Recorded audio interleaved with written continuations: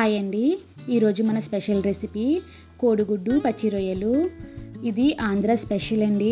Taste సూపర్గా ఉంటుంది. ఎలా చేయాలో చూద్దాం రండి. ముందుగా స్టవ్ వెలిగించుకొని ఒక గిన్నెను స్టవ్ పైన ఉంచి ఒక 5 స్పూన్స్ ఆయిల్ వేసుకోండి. ఈ కర్రీలో ఆయిల్ కొంచెం ఎక్కువ ఉంటేనే బాగుంటుంది. ఆ తర్వాత 1 స్పూన్ పసుపు వేసి ముందుగా మనం బాయిల్ చేసుకున్న ఎగ్స్ని వేసి ఫ్రై చేయండి. ఈ పసుపు వేయడం వల్ల ఎగ్స్ అనేవి గిన్నెకు అంటుకుపోకుండా ఉంటాయండి.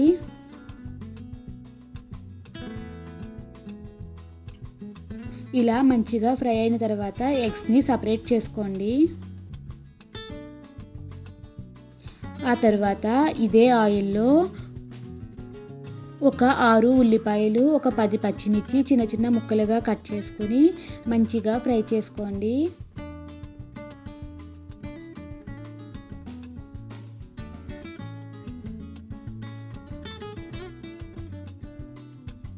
ఇలా ఉల్లిపాయలు మెత్తగా అయిన తర్వాత 2 స్పూన్స్ సాల్ట్ వేసుకోండి. తర్వాత 1 స్పూన్ అల్లం వెల్లుల్లి పేస్ట్ వేసి ఒక్కసారి మంచిగా ఫ్రై చేయండి. ఇక్కడ అల్లం వెల్లుల్లి పేస్ట్ పచ్చి వాసన పోవాలండి.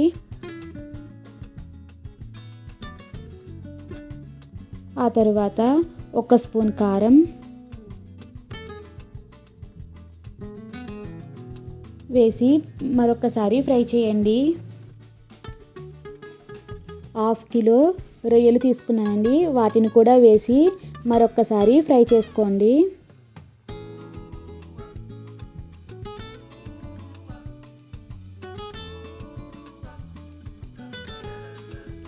కొద్దిసేపు మూత పెట్టి వదిలేస్తే రొయ్యలోని వాటర్ మొత్తం సపరేట్ అయిపోతుందండి.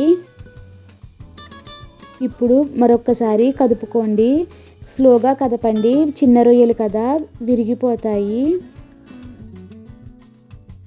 2 రెమ్మల కరివేపాకు వేసుకోండి.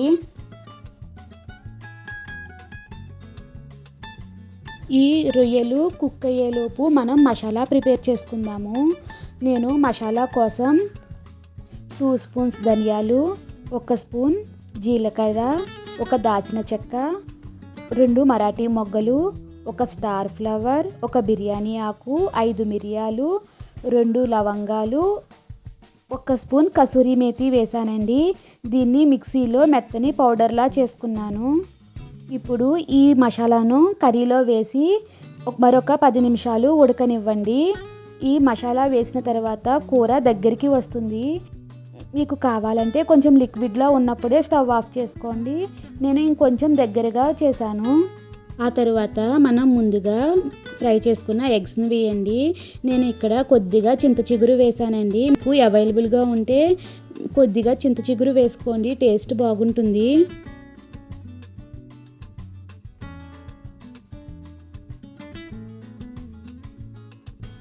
అంతేనండి, మనకి వేడివేడిగా కోడిగుడ్డు పచ్చి రొయ్యల కర్రీ రెడీ అయిపోయింది. బిర్యానీ, రైస్, రోటీ, చపాతీ దేనిలోకైనా కూడా ఈ కర్రీ సూపర్గా ఉంటుంది. స్టవ్ ఆఫ్ చేసుకునే ముందు కొద్దిగా కొత్తిమీర వేసి స్టవ్ ఆఫ్ చేసుకోండి. చూసారు కదా ఎంత మంచిగా వచ్చిందో కర్రీ. ప్లీజ్ అండి, నా వీడియోస్ కనుక మీకు నచ్చితే లైక్ చేయండి, షేర్ చేయండి, సబ్స్క్రైబ్ చేయండి. వీడియో ఎలా ఉంది అన్నది మీ కామెంట్ ద్వారా తెలియజేయండి. Thank you so much for watching this video.